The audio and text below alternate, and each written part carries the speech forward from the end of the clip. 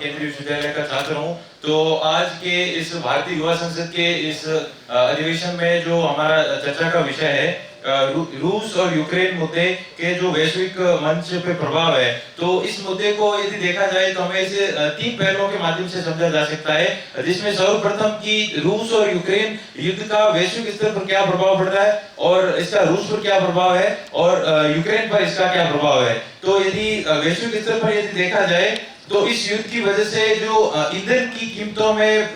भारी इजाफा हुआ, तो ईंधन जो है वो वर्तमान समय में वैश्विक अर्थव्यवस्था का केंद्र बिंदु है। तो ईंधन की कीमतों की इजाफे की वजह से जो आवश्यकता का जो सामान है उसकी कीमतों में बहुत ज्यादा इजाफा हो गया और आमजन को इसे भारी नुकसान हुआ। और जो आयात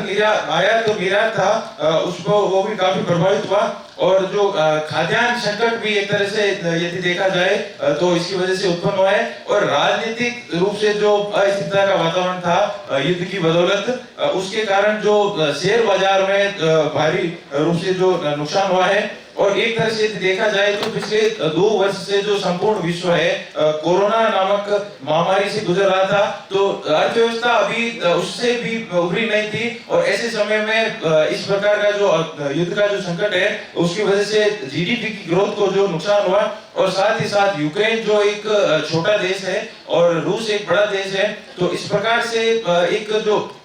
बड़ा देश किस छोटे देश पर किस प्रकार आक्रमण करता है, तो उससे जो दुनिया के अन्य जो छोटे देश हैं उसमें एक तरह से जो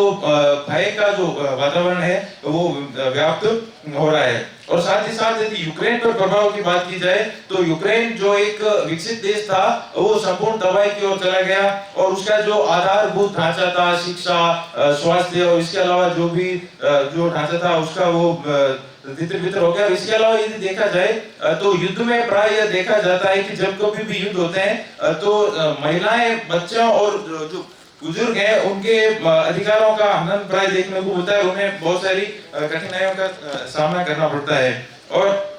इस युद्ध के पश्चात अब यूक्रेन को एक लंबा समय लगेगा वापस उभरने में, और जो एक विकसित देश था वो अविकसित देश की श्रेणी में चला गया। और रूस पर यदि प्रभाव की बात की जाए